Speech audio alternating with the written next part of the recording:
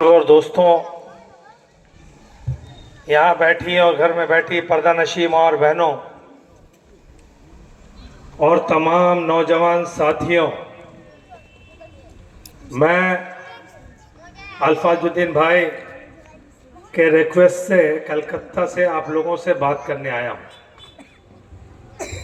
तो मैं आप सबका, अल्फाजुद्दीन भाई का, मंच पर बैठे माजिद भाई, हाजी साहब, पांचकुड़ा पूर्व के लीडर डॉक्टर साहब, हसीउल भाई और आप सबका मैं शुक्रिया अदा करता हूं।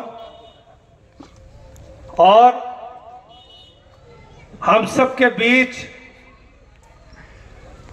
जो अभी अभी हम सब के आइकॉन पांचकुड़ा पूर्व मेदिनीपुर जिला के और पश्चिम बंगाल के सबसे उभरते हुए लीडर, हम सब के हर दिल अजीज जनाब सैयद रूहुल अमीन साहब भाईजान का वेलकम और स्वागत करता हूं। एक बार जोरदार ताली उनके लिए दिया जाए।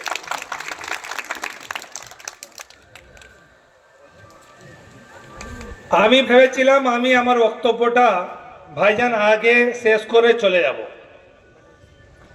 কিন্তু আমি বুঝে গেছিলাম এখানের মানুষ বাড়ি থেকে বের হবে না যখন পর্যন্ত আমার ভাইজান এই মঞ্চে আসবেন না। তাহলে আপনারা চলে এসেছেন, ভাইজান এখানে উপস্থিত আছেন। আমি খুব বেশি আমার বক্তব্য দীর্ঘায়িত করব না, কিন্তু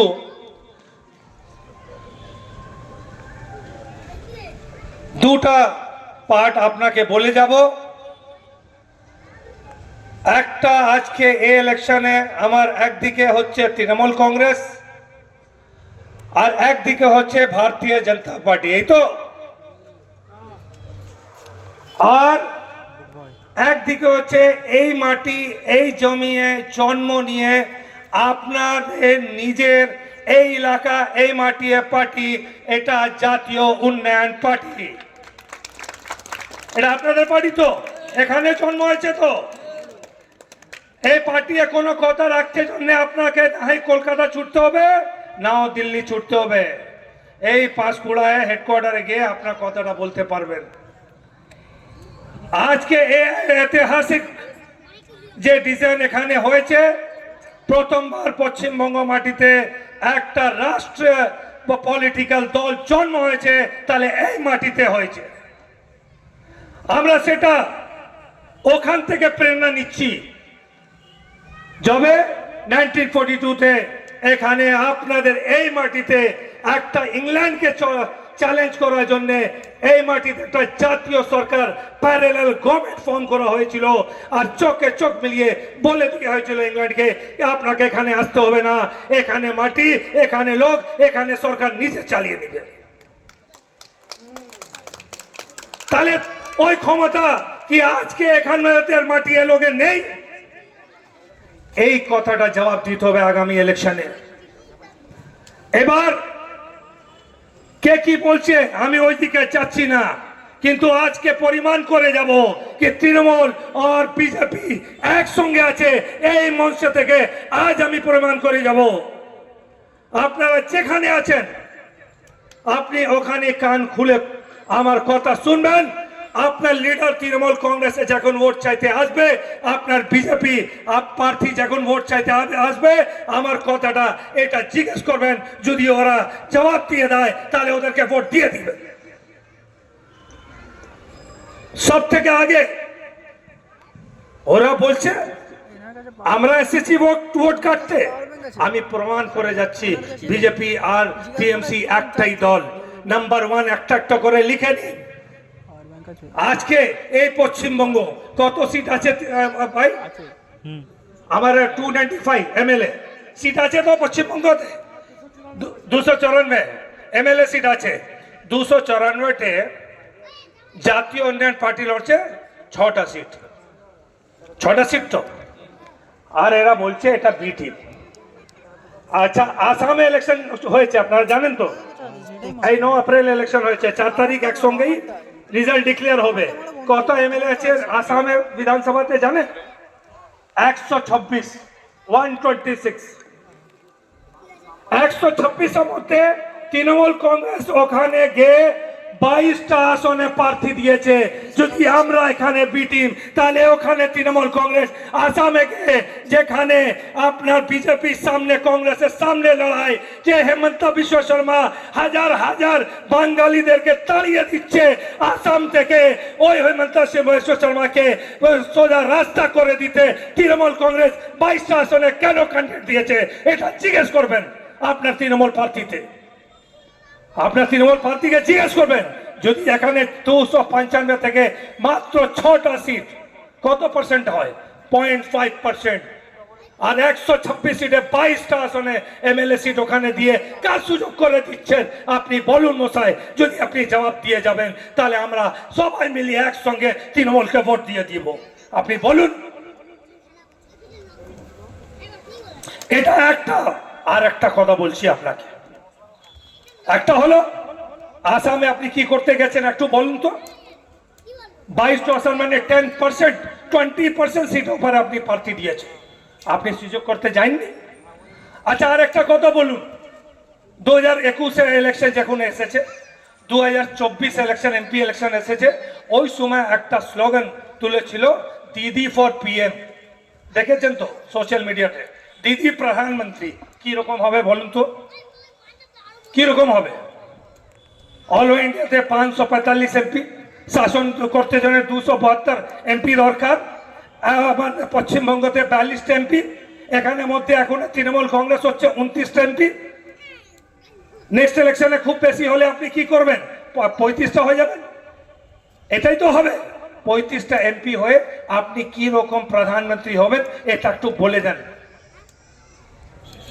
এই কথাটা তোলার ব্যাপার হচ্ছে রাহুল গান্ধী কংগ্রেসকে ড্যামেজ করার, কি ওকে ড্যামেজ করে, কংগ্রেসকে ড্যামেজ করে বিজেপিকে সুযোগ করে দিলা হবে কি তুমি সরকারটা গঠন করে নাও।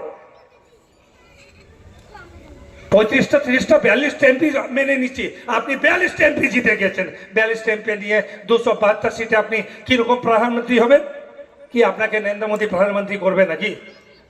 হ্যাঁ, দুটোই তো দল, একটা হচ্ছে বিজেপি, একটা হচ্ছে কংগ্রেস। এই তো ইউপি আর এনডিএ।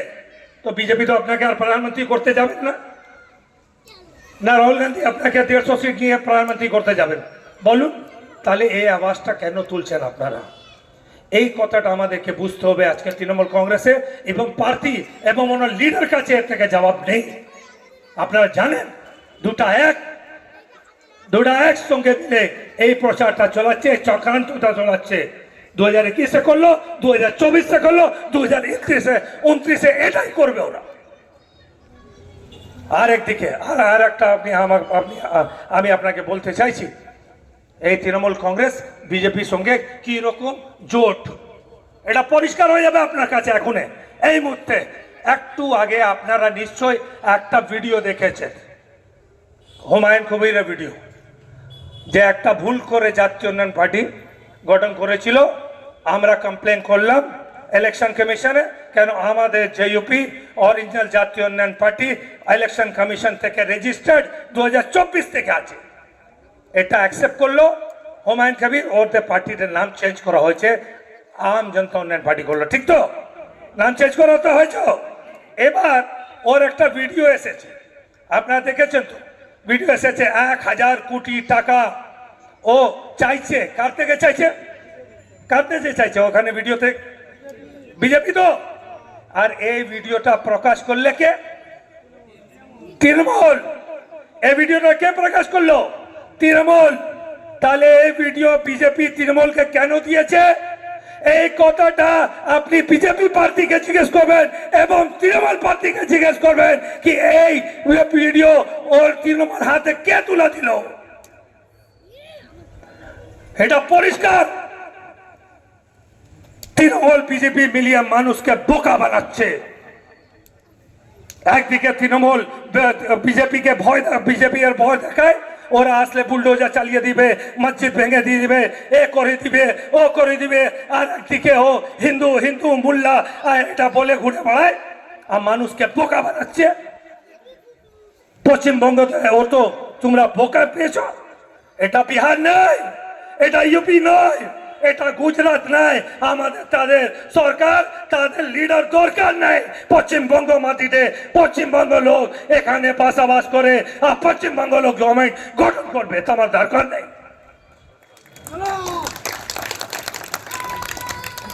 এবার তৃণমূল থেকে চলে আসুন ভাজপা। এটা বলে আমার বক্তব্যটা শেষ করে দিব।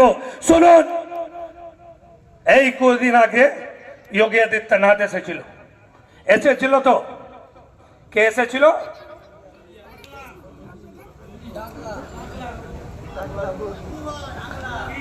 ঢঙ্গি আদিত্যনাথ। কে এসেছিল?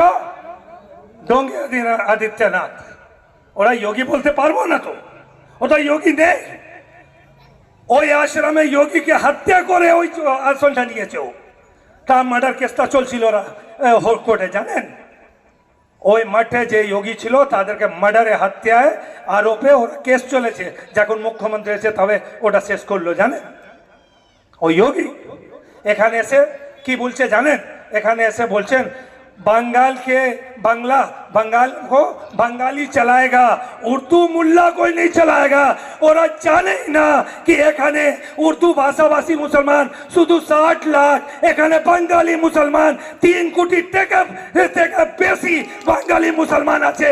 एखाने बंगाली मुसलमान होय सेटाई जाने ना, ओरा सेटाई जाने ना।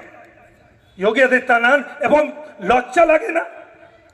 তোমরা জানো বাঙালি মুসলমান হয়? ও জানে না। ও দাঁড়িয়ে বলছে উর্দু ভাষাভাষী মুসলমান বাঙালকে চালাবে না, ও জানে না। আর এটা এক তো দিতে, এই যে মুসলমান বাঙালি মুসলমান আছে এ কি 100 বছর থেকে আছে, 200 বছর থেকে আছে, হাজার হাজার বছর থেকে এখানে বাঙালি বসবাস করছে। ওই সময় থেকে এখানে মুসলমান বাঙালি বসবাস করছে, ওরা জানে না। যোগী আদিত্যনাথ লজ্জা লাগে না? এখানে এসে বলো আমি নারীকে শক্তিশালী করব, আমার মা বোনদেরকে সুরক্ষা দিব। আগে গিয়ে ইউপিকে দিন না, আমি আপনাকে ডেটা দিচ্ছি। আপনার পকেটে মোবাইল আছে তো তুলুন, গুগলে যান, দেখেন ইন্ডিয়াতে সব থেকে বেশি রেপ কোথায় নেওয়া হয়? Rajasthan BJP, Madhya Pradesh BJP, UP BJP, তিনটার মধ্যে 3টা বিজেপি স্টেট আছে। এখানে এসে বলছে আমাদের মা বোনকে রক্ষা করবে। লজ্জা লাগে না? আপনি বলুন, লজ্জা লাগে না? আপনার কাছে মোবাইল আছে তো তুলুন না ভাই, একটু পকেটে দেখুন না। ইন্ডিয়ার সব থেকে পুয়ারেস্ট কান্ট্রি, পুয়ারেস্ট স্টেট কোনটা? আপনি টাইপ করুন পুয়ারেস্ট স্টেট ইন ইন্ডিয়া, সব থেকে গরিব স্টেট কোনটা? প্রথম নাম আসবে উত্তরপ্রদেশ। ও এখানে এসে বলছে ডাবল ইঞ্জিন সরকারে বাঙ্গালকে তুলবো, সোনার বাংলা বানাবো। ইউপিকে ভিখারি বানিয়ে দিয়েছো, এখানে এসে সোনার বাংলা করবে। লজ্জা লাগে না? লজ্জা লাগে না? মুখ্যমন্ত্রী মিথ্যে কথা বলো। আগে যাও না ইউপিকে সোনার ইউপি করো।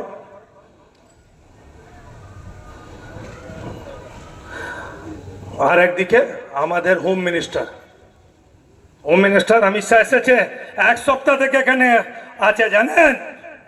1 সপ্তাহ থেকে অমিত শাহ ঘুরছে। সবচেয়ে প্রথম কথা কি বললো জানেন? কে আমাদের বিজেপি সরকার আসলে সব থেকে আগে আমরা বাংলাদেশি দেখে এখান থেকে পাঠিয়ে দিব বাংলাদেশ, এটা বললো তো। আমার কাছে ডেটা আছে, আপনিও মোবাইলে মেরে দেখে নিন। যদি মিথ্যে কথা হয় আমি এখান থেকে এই স্টেজ মঞ্চ এখন ছেড়ে চলে যাব। মোবাইল বাইরে করুন আর দেখুন, 2004 থেকে 2014 যখন মনমোহন সিং সরকার ছিল, 10 বছরে 80,000 থেকে বেশি বাংলাদেশি পাঠানো হয়েছে। আর যখন এনাদের 2014-তে এনার বিশ্বগুরু বা নরেন্দ্র মোদী, আচ্ছা বলে নরেন্দ্র বলে দিয়েছি, নরেন্দ্র মোদী যখন আসনে এসেছে, ও 2014 থেকে 2025 পর্যন্ত শুধু 5,000 থেকে 10,000 বাংলাদেশিকে পাঠানো হয়েছে, শুধু 10,000। কংগ্রেস জামানাতে প্রতি বছর 10,000 করে বাংলাদেশিকে বাংলাদেশ পাঠানো হতো। ওইদিকে মনমোহন সিং এর পরে যখন আপনার নরেন্দ্র মোদী এসেই, আরে মুখ থেকে বাইরে হয় না, নরেন্দ্র মোদী আর ঢঙ্গি আদিত্যনাথই থাকে। যা হোক, তাহলে আপনারা ডেটা দেখে নিন। আমি যদি বলছি আপনি বাইরে করে দেখে নিন, আপনি দেখতে পারবেন, আপনার हैरान হয়ে যাবে। 2015-তে শুধু 1200 বাংলাদেশিকে বাইরে করা হয়েছে, 2016-তে 800, 2017-তে 600, 2018-তে 900, এরকম করে পুরো 11 বছরে শুধু 5000 থেকে 10,000, যেখানে মনমোহন সিং জামানাতে প্রতি বছর 10,000 করে লোকটা পাঠানো হয়েছিল। আপনার নরেন্দ্র মোদী সরকারে 10 বছরে শুধু 10,000 লোক, 1 বছরে যেটা পাঠানো হতো পুরো 10 বছর হয়েছে। আর এই সরকার এসে আপনাকে কি হুড় দিচ্ছে?